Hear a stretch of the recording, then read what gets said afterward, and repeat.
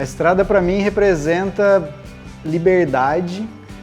Eu me sinto muito bem, eu sempre digo para os meus amigos que eu preciso muito da estrada, a estrada me chama quando eu fico muito tempo parado.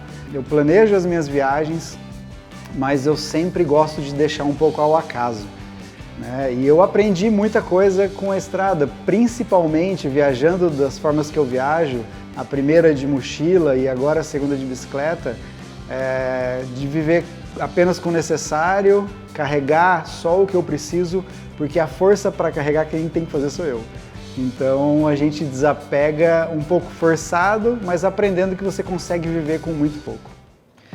O que eu carrego hoje na minha bicicleta eu tenho um alforge com material de camping para poder acampar e dormir em qualquer lugar, caso não tenha uma casa, enfim.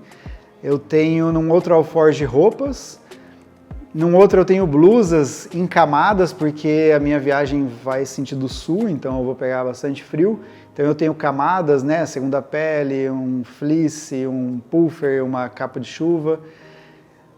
Numa outra eu tenho o que seria cozinha, fogareiro, comida. E num outro alguns eletrônicos, carregador, enfim, esse tipo de coisa, computador, estou levando também para trabalhar durante o caminho. Basicamente é isso, é o que eu preciso e eu acho... eu tenho um isolante térmico também e eu acho que talvez eu precise tirar algumas coisas. Bom, o projeto atual é o que eu dei o nome de Pedalando até o Próximo Bar. Eu saí de Florianópolis e a ideia é chegar até Ushuaia, na Argentina, né, o extremo sul do continente americano, passando antes pelo Uruguai. Essa é a ideia do projeto. A minha viagem ela costuma ser um pouco aberta.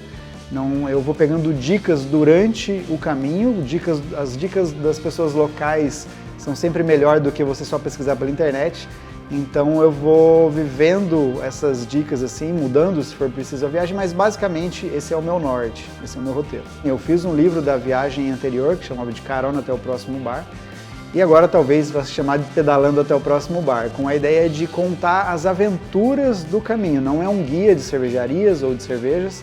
Eu listo os lugares por onde eu vou passar, vou contando os meus perrengues, como eu fiz para conseguir viajar.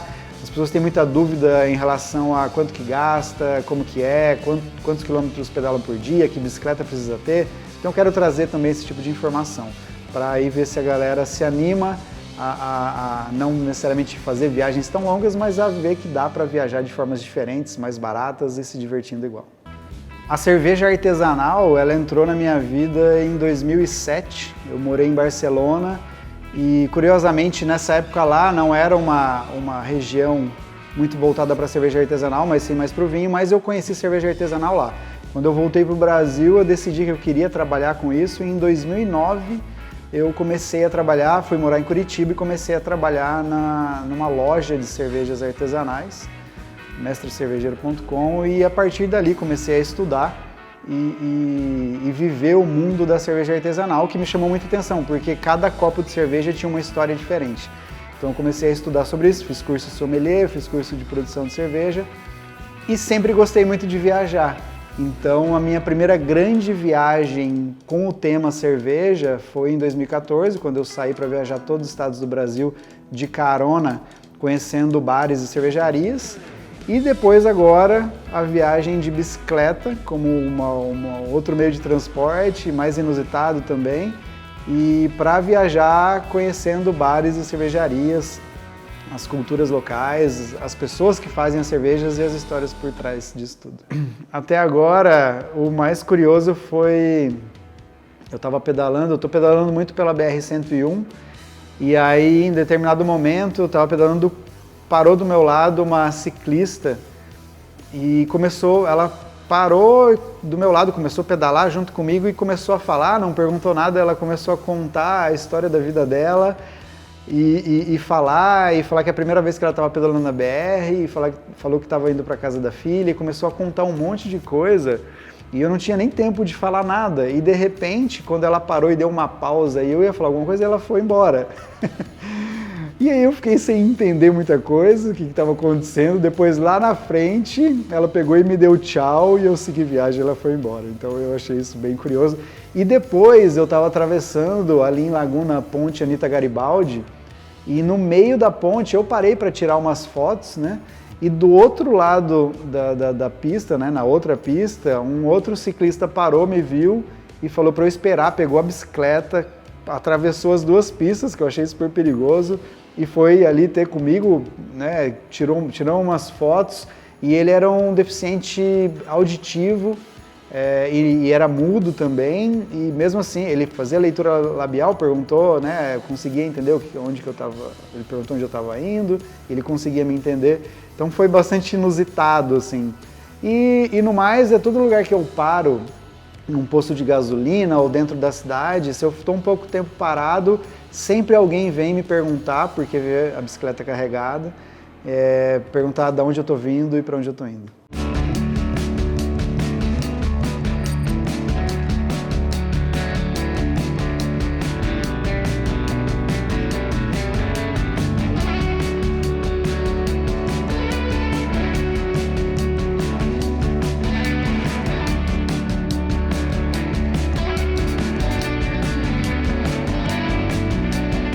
Bom, meu nome é Edson Carvalho.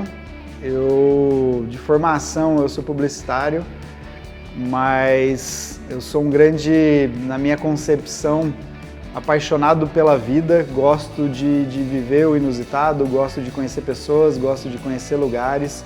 Eu me alimento muito disso, por isso que eu sempre digo que eu gosto muito da estrada. Eu preciso viver experiências para eu me satisfazer.